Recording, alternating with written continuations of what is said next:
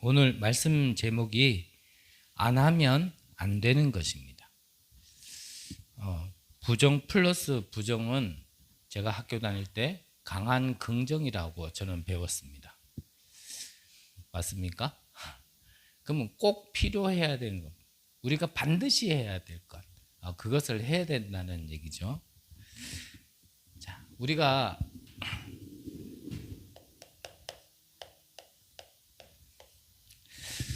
반드시 해야 될 것이 무엇일까? 지금 시대는 많은 사람들이 병들어 있고 가정도 병들어 있습니다. 권력자도 가진 자도 모두 빠짐없이 다 병들어 있는 시대. 영적으로 병들어 있다 보니까 위기는 자꾸 찾아올 수밖에 없고 재앙은 이유도 없이 계속 와지는 시대. 지금 이 시대가 모든 것이 발전하고 모든 것이 풍부해지지만 이 영적인 질병만 또 영적인 갈급함만 자꾸 우리에게 더 심각해지는 시대. 분명히 우리는 이 시대에 살고 있습니다. 근데 성경을 가만히 보면 위기는 시대마다 있었는데 그 위기 속에서 정말 하나님의 것을 보고 하나님이 원하시는 것을 찾아서 그 속에 있게 되어진, 쓰임받게 되어진 인물들이 항상 있었죠. 그 자를 보고 바로 남은 자 그러는 겁니다. 상황에 속지 않고 상황을 넘어서 그 속에서 문제 속에서 답을 주는 것을 찾아 누린 증인들.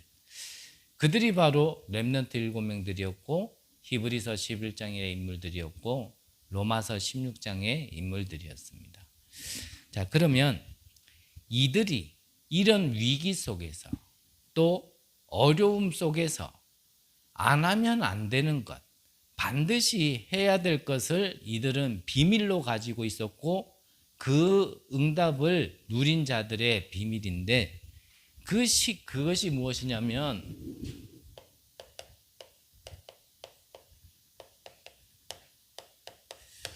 그들은 이 실제 망대를 세우게 되어져 있죠. 하나님이 원하시는 것은 이 전도를 위한 실제 망대를 하나님께서는 지금 세우기를 원하시는데, 자,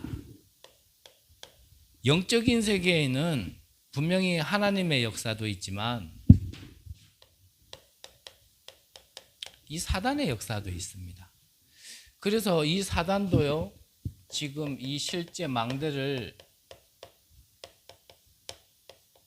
세우고 있거든요.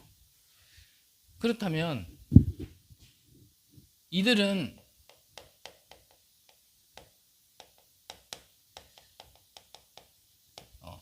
이들도 분명히 플랫폼을 만들고 있는데 신전을 만들어서 전 세계를 어렵게 만들고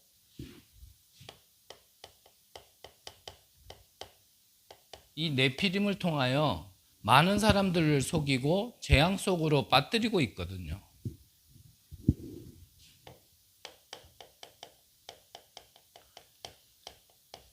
이 사단도 지금 파수대를 세워서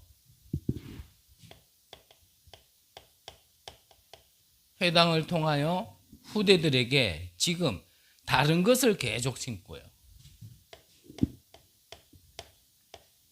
우리는 시간이 없다고 일주일에 한 번 예배 모이는 게 힘든데 이들은 매일같이 이런 현장에서 로지를 만들어 놓고 지금 틀린 것을 계속 심고 있거든요.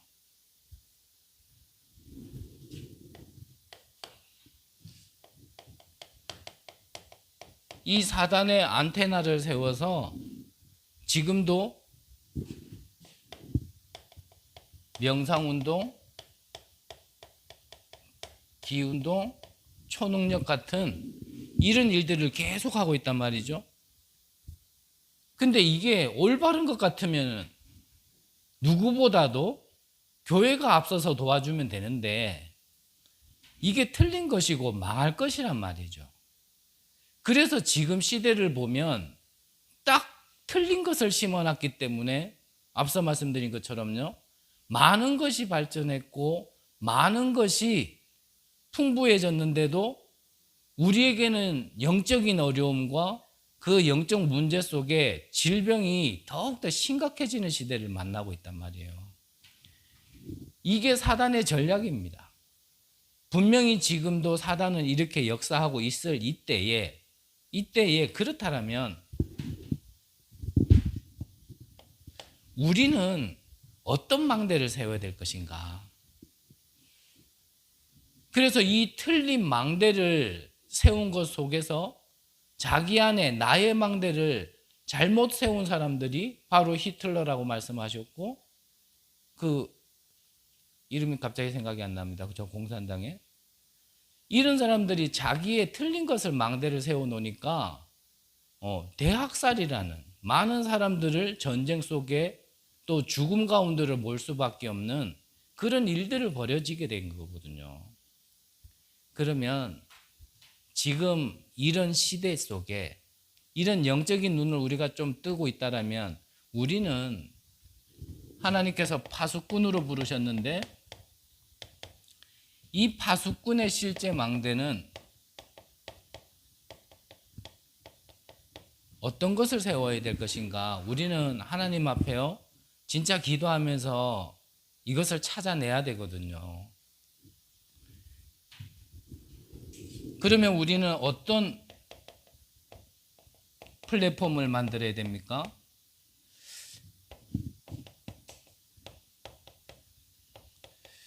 성삼위 하나님이 머무르고 임할 수 있는, 임재할 수 있는 플랫폼을 우리는 만들어야 되거든요.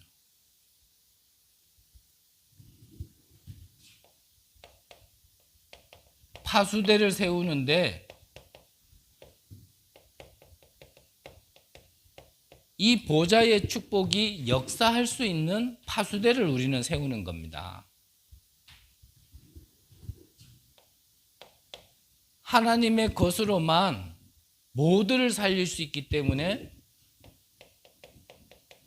우리는 안테나를 세워서 정말 이 시대에 과거, 오늘, 미래라는 이 시대를 살리고 누릴 수 있는 이 안테나를 우리는 세우는 거거든요.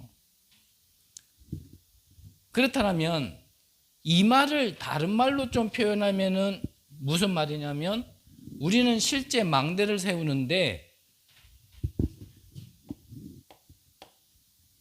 237이 올 수 있는 망대.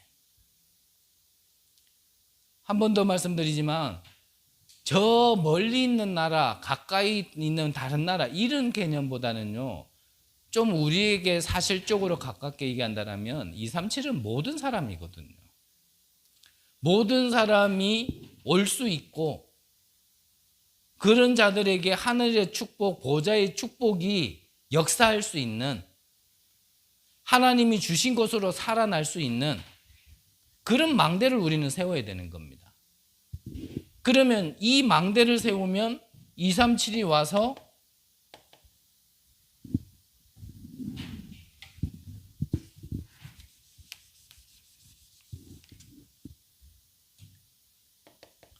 치유되어지고 서밋되어지는 게 이 망대를 세우는 사실 목표거든요. 목표. 그러면 이 실제 망대를 저와 여러분들의 주어진 현장 속에서 만들면 되는데 다른 거 아니잖아요. 우리에게는 하나님이 주신 맡겨주신 업이 있잖아요. 누군가에게는 직업, 누군가에게는 산업, 누군가에게는 학업. 그래서 오늘도 한 분이 저에게 카톡을 보내서 이런 내용을 쭉 보내셨더라고요. 이 산업에 정말 망대를 세워야 될 이유를 찾을 수 있도록 하나님께서 인도하시고 축복하신 게 너무 감사하다라는 이런 전반적인 내용을 가지고 저에게 카톡을 보내셨어요. 저는 어지간한 카톡에는 대답을 잘 안 하거든요. 네.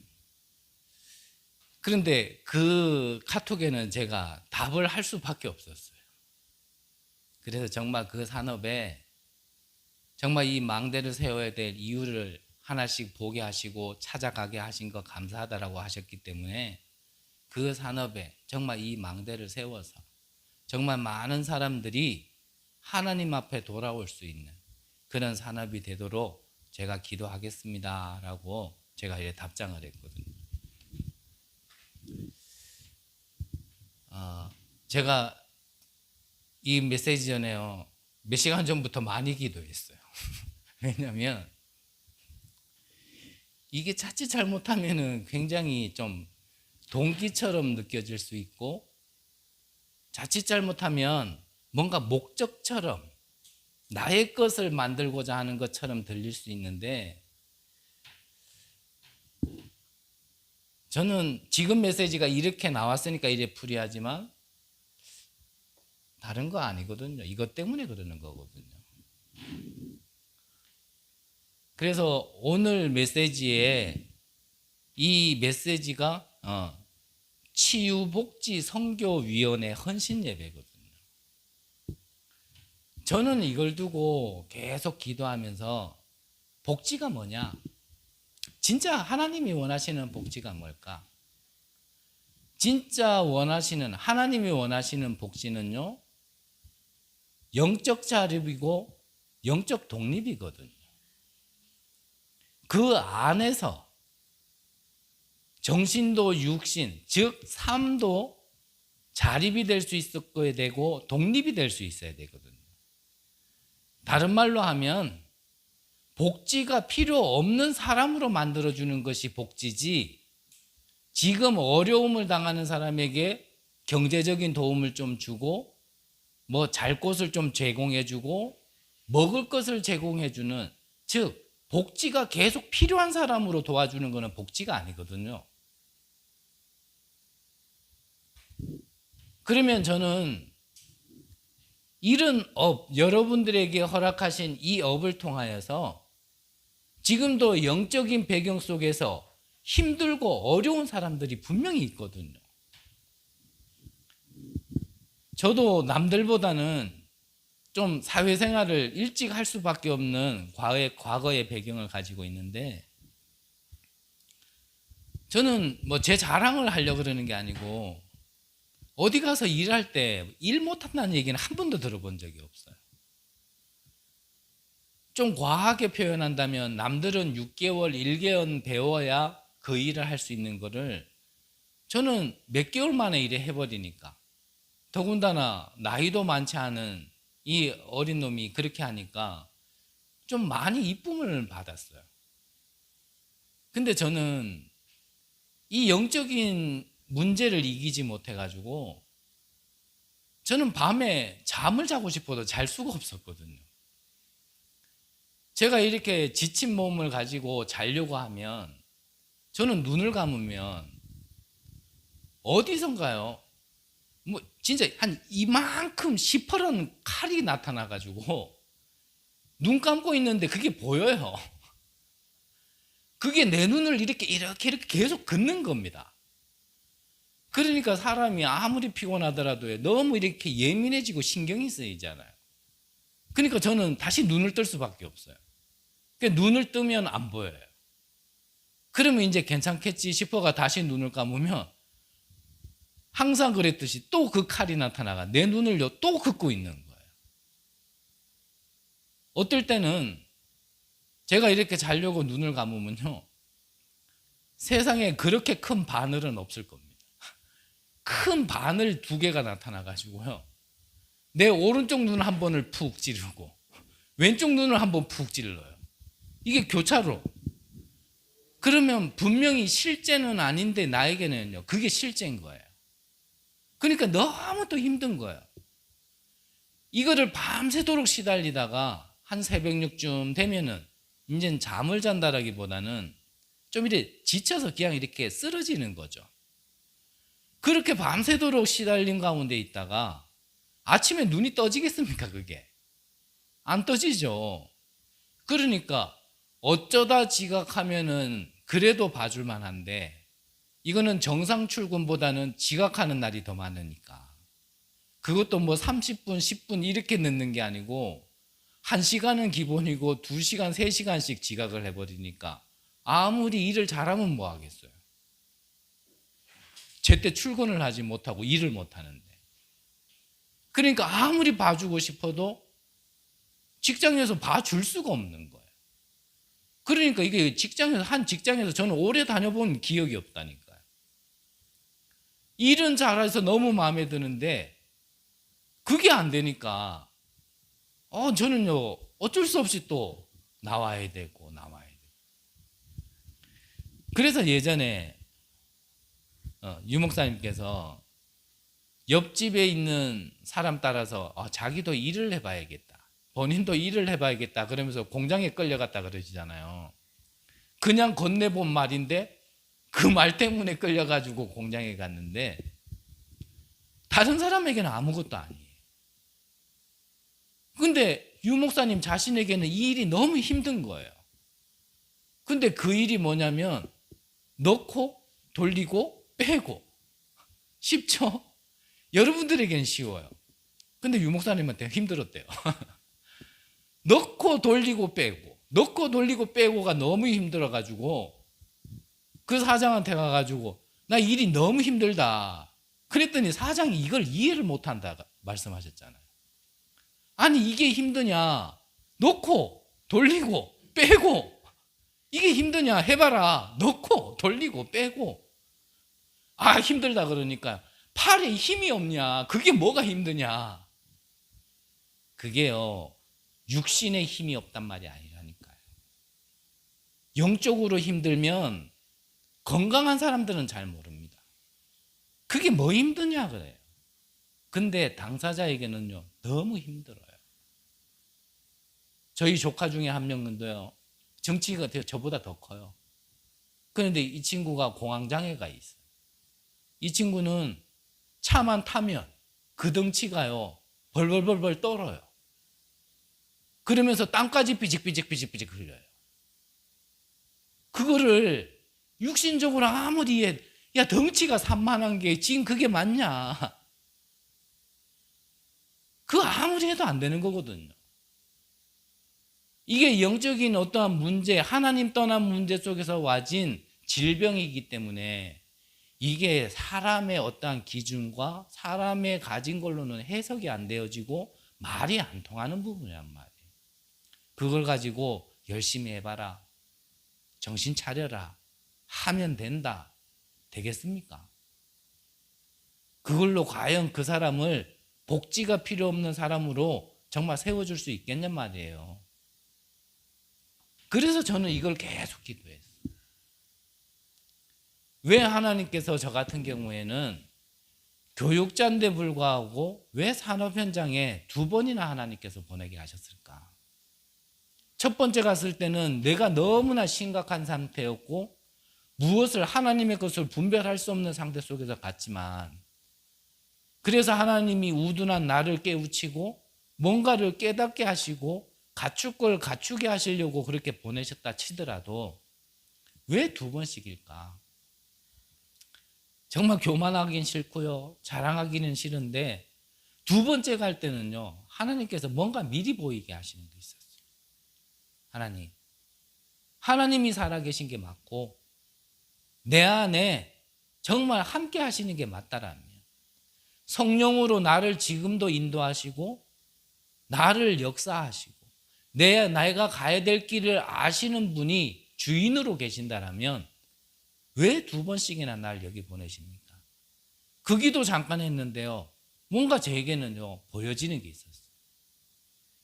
그것 가지고 갈 때부터 기도했습니다. 하나님, 맞다라면, 하나님이 이게 보게 하신 게 맞다라면, 그리고 주신 말씀이 이게 맞다라면, 하나님 어떠한 전도의 열매 이런 거 말고요 맞다라는 증거를 저에게 보여주세요.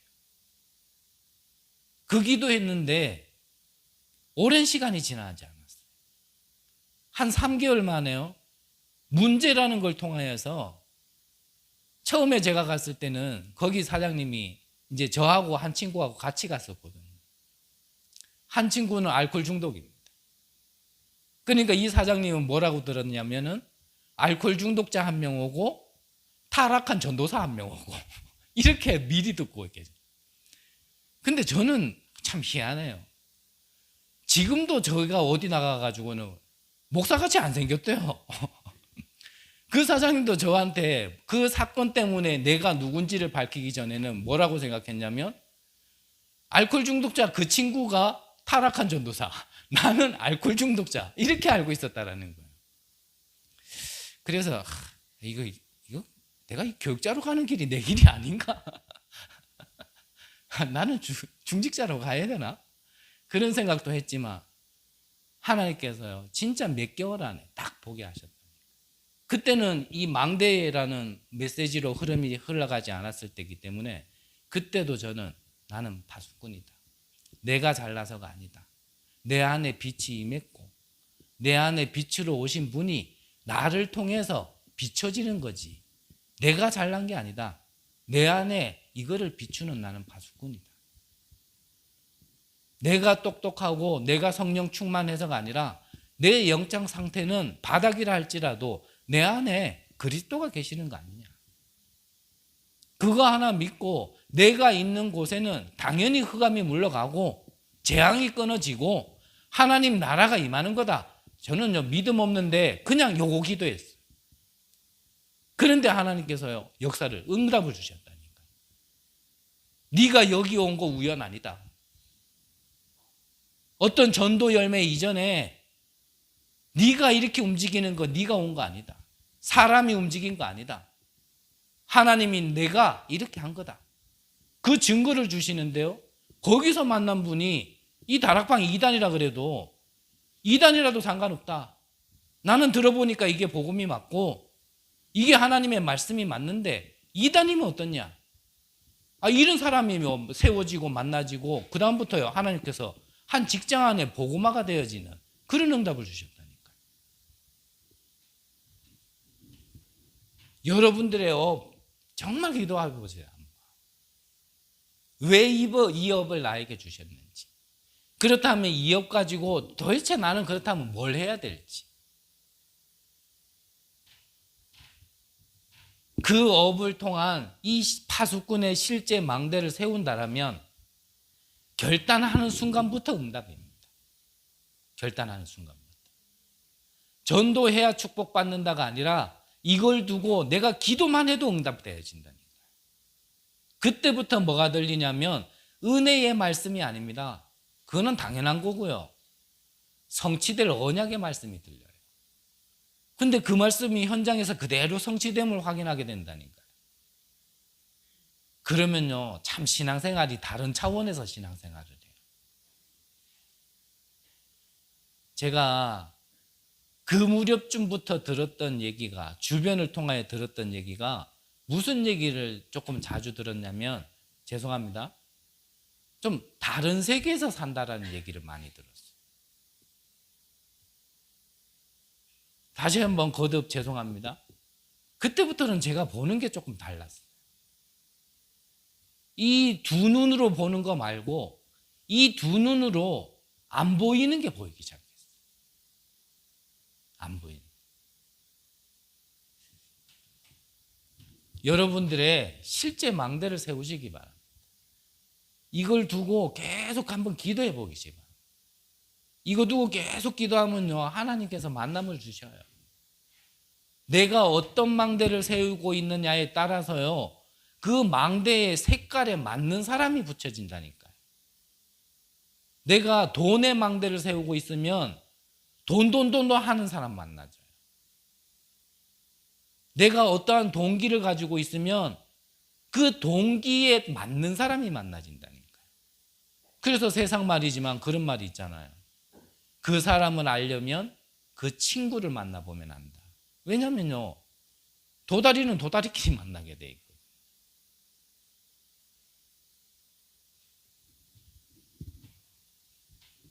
뭐 자랑할 것도 없고, 뭐 우리가 낙심할 것도 없고요. 어찌 보면은 내 상태 얘기할 필요도 없고요.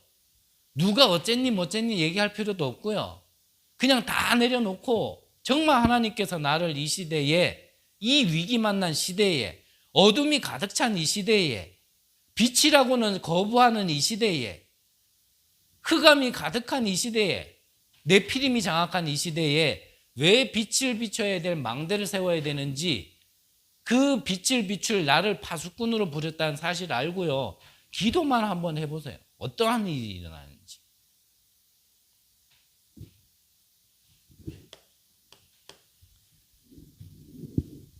그러면 앞서 말씀드린 것처럼요, 이 실제 망대를 만들었을 때, 이거를 진짜 작정만 하고 결단만 했을 때도 하나님께서는 우리에게 응답을 주시는 겁니다. 이 일의 증인들이 렘넌트 7명들이었어요. 상황을 보면 절대 불가능 속에서 절대 가능의 응답을 받았던 자들. 맞습니까? 이 비밀을 가지고 있었는데 모양새로 보면은 망한 것 같고 실패한 것 같지만 그 모든 것도 응답이었어요. 요셉 같은 경우 하나님의 언약을 붙들었는데 그 과정을 보면, 여정을 보면 노예로, 감옥으로, 다윗 같은 경우는 평생을 사위, 장인어른한테, 심지어는 나중에는 아들한테도 계속 쫓겨다니는 것처럼 보였어요. 그걸 보고 겉모습만 봤던 시므이는 왕이, 다윗 왕이 도망갈 때요, 막 조롱하고 비방하고 막 저주하고 이랬다니까요. 근데 다윗 아직 그렇다면 실패했습니까? 아니라니까요.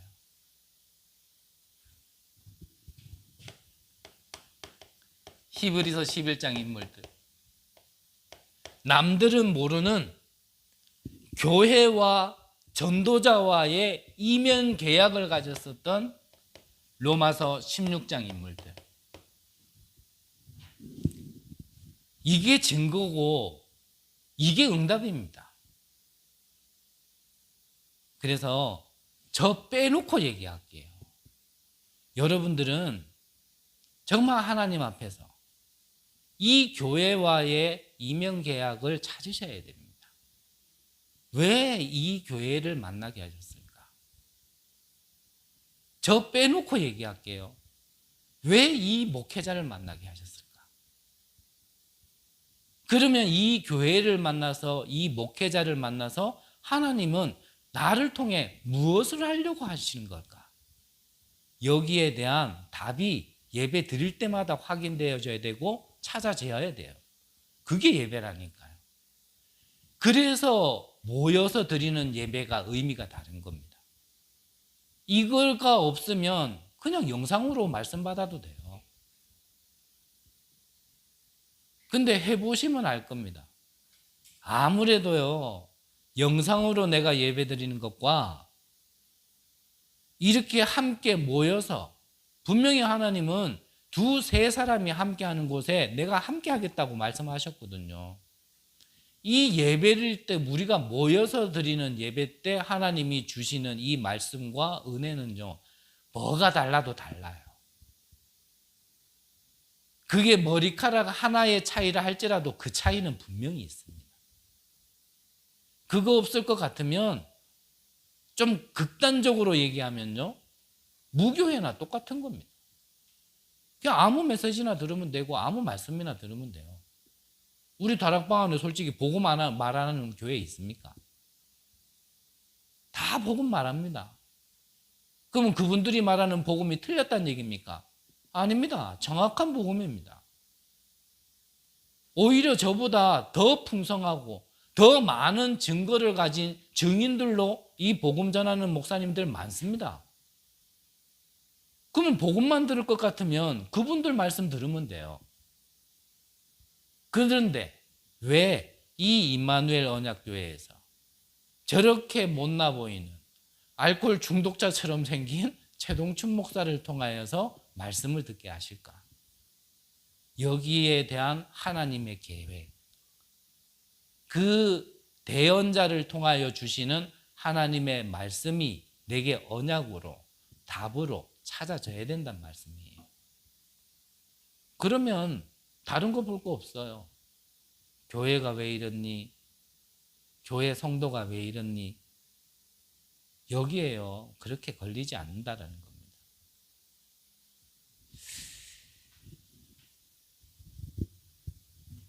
자, 그러면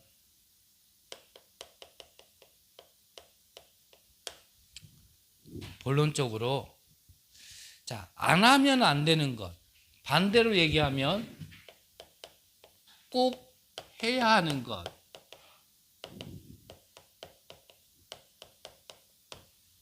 꼭 해야 하는 것. 자, 믿음은 없지만 하나님이 그렇게 하실 거라고 믿고요. 많은 국가와 많은 사람들을 하나님께서 우리에게 만나게 하시겠죠. 한 명 반만 아멘인데 예, 뭐 우리의 시간표라면 뭐 받아들여야죠. 다시 한번 하나님께서 저와 여러분들에게 또 우리 교회를 통하여 많은 국가와 많은 사람을 만나게 할 텐데 이 사람들의 보이지 않는 배경은 이 많은 영적 문제를 가지고 올 거거든요. 이 많은 영적 문제 속에서 위치는 다르고 상황은 다르지만 렘넌트들 그리고 제3의 문화권 아이들 TCK 그리고 오늘 성경 본문에 나와 있었던 이 사마리아 지역. 사마리아 지역은 특성을 잘 아시죠? 다윗이 왕국을 세웠는데 그 아들 솔로몬 이후에 분열 왕국이 됐습니다. 그래서 북쪽은 이스라엘, 남쪽은 유다. 이래서 한 나라였는데 두 나라로 나눠지게 되어졌죠. 그 중에 북이스라엘의 수도가 어디냐면 사마리아입니다. 근데 이 사마리아는 주전 722년경에 북쪽의 이스라엘이 누가 쳐들어왔냐면 아수르가 쳐들어왔어요. 역사의 어떠한 자료를 보면 이 아수르 나라는 다른 나라를 점령했을 때 굉장히 좀 잔인한 방법으로 좀 이렇게 침략을 했고 처벌도 하고 그랬었답니다. 그러면서 하나 또 하나 정책을 펼친 게 뭐였냐면 혼혈 정책이었어요. 쉽게 말하면 남자들은 아수르로 다 포로로 끌고 가고 아수르 남자들을 이 사마리아 지역에서 살게 해가지고 정통 유대인이라는 그 자부심을 가진 우리나라로 말하면 우리나라도 그렇잖아요. 한민족, 단일민족, 한혈통 유대인도 그거 굉장히 강했거든요. 근데 우리나라도 이제는 많이 희석되어졌죠. 근데 이 유대인에게도 그게 굉장히 강한 나라였는데 여기에 혼혈 정치를 펼친 거예요. 그러니까 남유다 쪽에서 봤을 때는 이 북이스라엘 사람들, 이 사마리아 지역의 사람들은 유대인들이 아니었는 겁니다. 피가 섞였기 때문에. 그래서 이 신약 시대에 와서도 남유다 사람들은 북쪽으로 갈 때 이 사마리아 땅은 더럽다고 거기를 밟고 지나가지 않고 삥 두르더라도 둘러서 갔던 땅. 근데 거기에 누가 갔었다고요? 예수님이 가셔서 우물가의 여인에게 복음을 전하게 된. 바로 그 지역이 바로 이 사마리아 지역입니다. 그러니 분명히 자신들은 나는 유대인인데 뭔가 억울하게 원치 않았지만 혼혈이라는 그런 손가락질과 그런 시선과 말들을 계속 듣는 가운데 얼마나 상처가 많았겠어요. 그런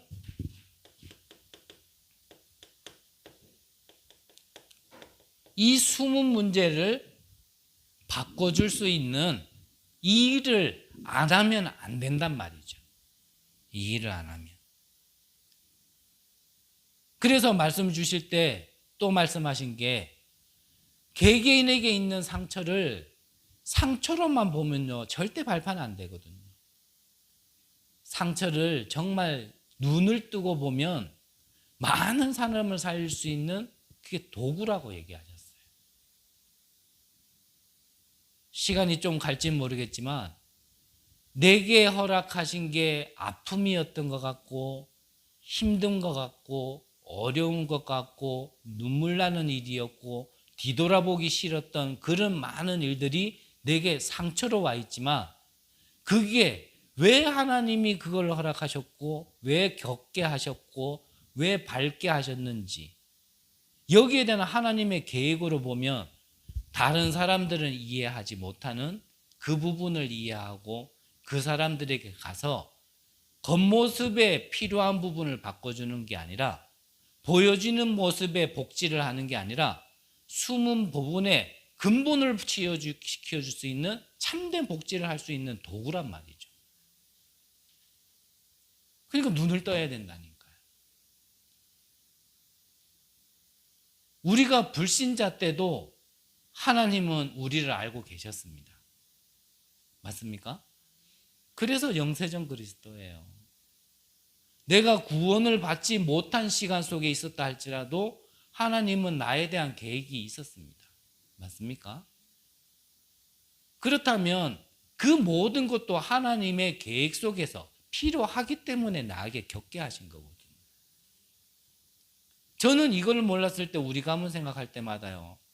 정말 남자가 왜 그렇게 눈물이 나는지, 왜 나는 이런 가문을 만나서, 나는 왜 이런 가정 속에서, 저보다 다른 형제들은 더 어려움을 겪었겠지만 제 나이에는 그것보다 더 어려운 게 없더라.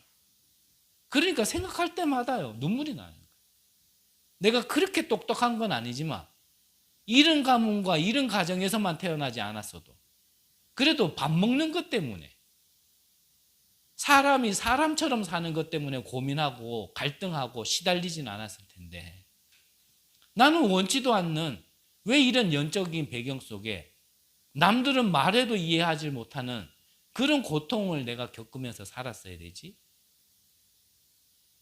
누구는 맨날 칼이 날아오는 게 좋습니까?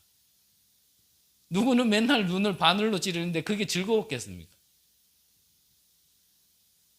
시간이 조금 지나니까 많이 눕는 건 아닌데요. 그래서 저는 조금은 이해해요. 넣고 돌리고 빼고가 힘들구나. 아, 이게 힘든 거구나. 그런 분들에게 그래도 조금 다가갈 수 있는 하나님께서요. 이런 것들을 좀 발판으로, 좀 도구로 주셨구나. 그 이후의 것까지 이제 좀 저에게 풍성하게 좀 뭔가 다져지고 정리돼야 될 부분이 제 개인에게 있어야 되지만 일단은 그래도 그분들에게 뭔가 그래도 위로를 해준다가 아니라 그 영적인 배경. 참 하나님 하나 떠났다라는 그 배경 속에 이 영적인 문제가 와진 그 상황들. 그거는 조금 이해를 하게 될 수 있도록 하나님이요. 좀 저에게 과거를 허락하셨구나. 좀 그거는 조금 있는 것 같아요. 근데 그것만이 전부는 아니잖아요. 그거를 안다라면 정말 이 그리스도를 통한 근본 치유를 할 수 있는 심부름할 수 있는 이런 자로 좀 제가 준비돼야 되는데 아직까지는 좀 부족한 것 같습니다.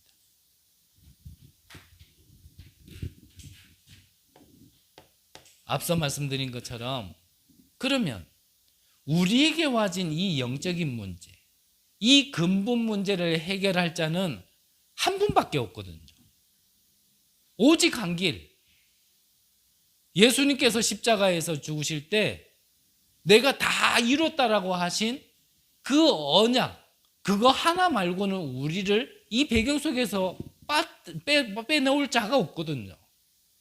그렇다면 그 결론이 있는 자에게 쉽게 말하면 영적인 질병부터 영적인 완전한 해답을 얻은 그 자에게 두 번째 와지는 게 뭐냐면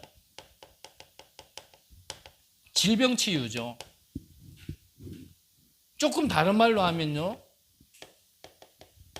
정신 치유, 육신 삼치유를 이때 나타나는 겁니다.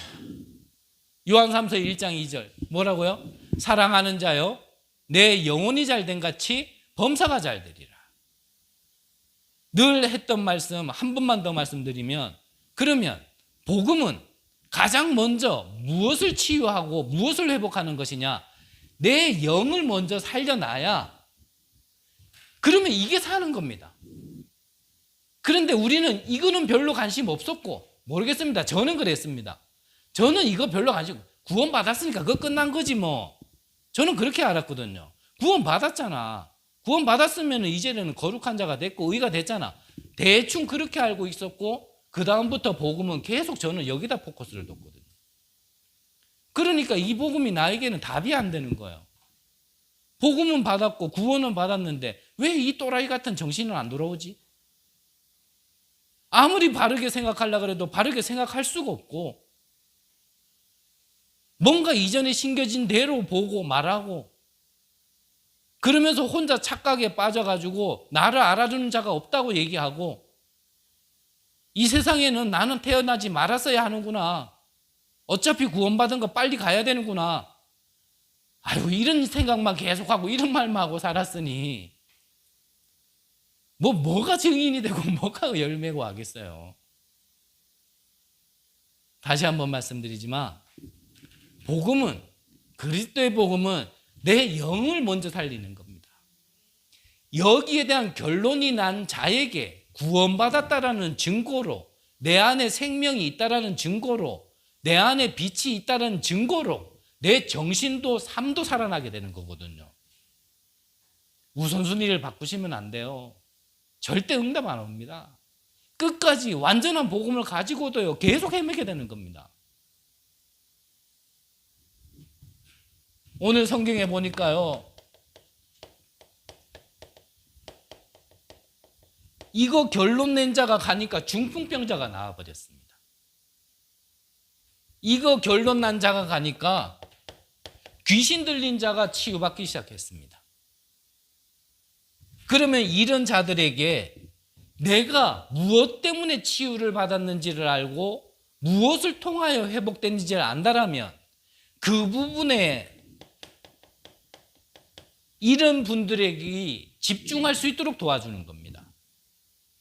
그래서 다시 서론에서 말씀드렸던 이 업에서 과연 저는 무엇을 기도하냐, 이렇게 연약한 자들이 여기에 집중할 수 있도록 저런 망대, 저런 플랫폼, 파수대, 안테나가 있는 업이 있어야 된다는 거예요.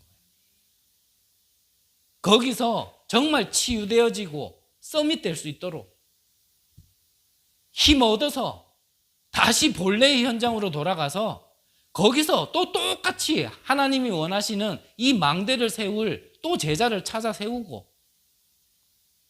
그래서 또 재생산, 제자가 또 제자를 낳는, 저는 그걸 계속 기도했었던 거예요. 근데 저도 바뀔 게 많았어야 됐고, 뭔가 이 가슴으로만 막 떠들다 보니까 탈이 많았죠. 어쨌든 하나님은 지금 이걸 원하신다는 거예요.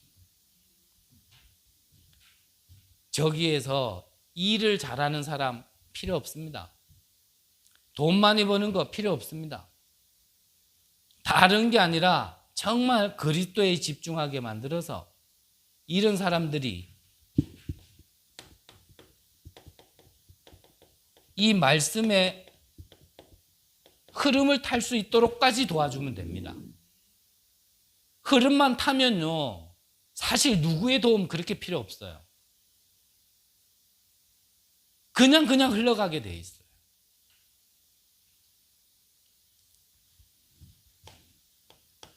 그러면은 마지막 세 번째.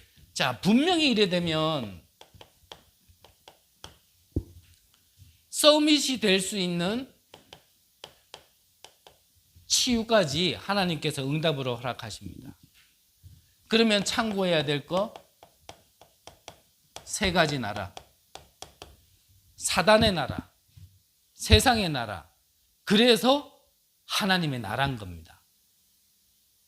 그 하나님 나라로만 치유, 어떤 치유요? 서밋될 수 있는 치유. 그래서 그거를 예수님께서 오시자마자 천국에 가까웠다. 너희들은 다른 거 구하지 말고 먼저 그의 나라를 먼저 구해라. 마지막까지도 40일 동안 하나님 나라에 대해서 방법 다른 거 없습니다. 구원받은 자에게 다른 걸로 살 수 없습니다. 이 하나님 나라의 배경으로만 살 수 있고 오직 성령이라는 권능으로만 나를 내가 벗어날 수 있고 주신 응답을 온전히 누릴 수 있고 증인으로 갈 수 있고 망대를 세울 수 있는 겁니다. 그러면 하나님 나라를 어디에 임하게 하면 되냐? 여기에, 생명에, 내 영혼에, 내 삶에 임하도록. 그래서 이걸 계속 기도하는 겁니다. 이거를. 분명한 거는 각인된 대로 응답되어지거든요. 그게 얼만큼 뿌리 내려지냐에 따라서 열매를 거두게 되는 겁니다. 다른 망대를 심고 다른 걸 내 안에 심으면 무엇이든지 우리 안에는 심어지는데 심어진 대로 나타나는 거예요. 어느 날 갑자기 그런 거 없습니다. 어느 날 갑자기 문제가 왔다. 거짓말입니다. 그것만 봤기 때문에 어떤 상황 때문에 어떠한 현실 때문에 무엇 때문에라고 생각하지 이미 그게 드러나고 그렇게 될 수밖에 없는 게 쭉 와진 거거든요. 그렇다면 이거를 바꿀 수 있는 전환점이 될 수 있는 방법을 하나님께서 주신 거예요. 주신 거예요. 그러면 서밋이 되어지는데 어떤 서밋요? 또 우선순위 바꾸면 안 되겠죠? 영적 서밋부터. 그러면 하나님이 만드신 나, 내게 주신 것, 나의 현장을 통하여 기능 서밋이 되는 겁니다. 그러면 당연히 이 네피림의 문화를 하나님 나라의 문화, 성령의 문화, 악의 문화를 선의 문화로 바꿀 수 있는 문화 서밋이 되어지는 거거든요. 그걸 보고 작품 그러는 거예요. 그 작품을 만드는 데는 콩나물 장사도 괜찮다란 말이죠.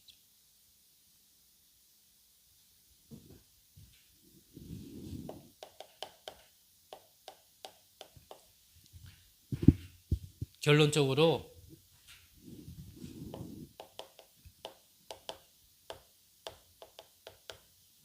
영적 리듬을 그래서 가지라고 말씀하셨거든요. 이 기도의 리듬, 말씀의 리듬. 그러면 반드시 증인되어지는데 어떤 증인요? 이 사모늘이라는 이 일의 말씀, 기도, 전도라는 삶을 통한 이 일의 증인으로 우리가 서게 되는 겁니다.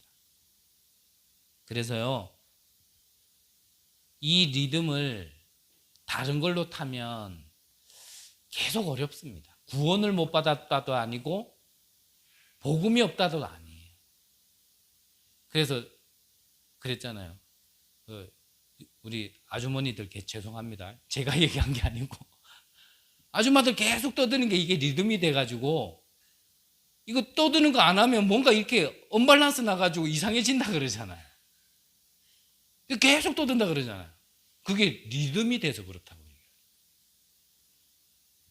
우리에게 이 기도의 리듬, 말씀의 리듬, 이 증인의 리듬이 내게 시스템으로요 갖춰줘야 된다는 거죠. 다른 게 우리 안에 자리 잡히면 그것처럼 위험한 게 없습니다. 안 되더라도요 지금부터 언약 붙들고 정말 우리가 볼 것을 볼 수 있도록 영안을 열고 하나님이 안 하면 안 되는 것, 반드시 해야 되는 것, 그 일에 저와 여러분들 또 우리 교회가 쓰임받기를 간절히 기도합니다. 기도하겠습니다. 하나님 감사드립니다. 우리를 통하여 이 경주를 살리게 하시고 세계를 살릴 수 있는 망대를 세우게 하여 주시옵소서. 작은 일이라도 헛되게 보내지 않고 그 작은 것 속에서 세계를 살릴 수 있는 빛을 발하게 하여 주시옵소서. 이에 필요한 성령의 충만함을 우리에게 허락하시고 하나님 나라가 온전히 누려질 수 있는 축복도 허락하여 주옵소서. 살아계신 예수 그리스도 이름으로 기도드립니다. 아멘.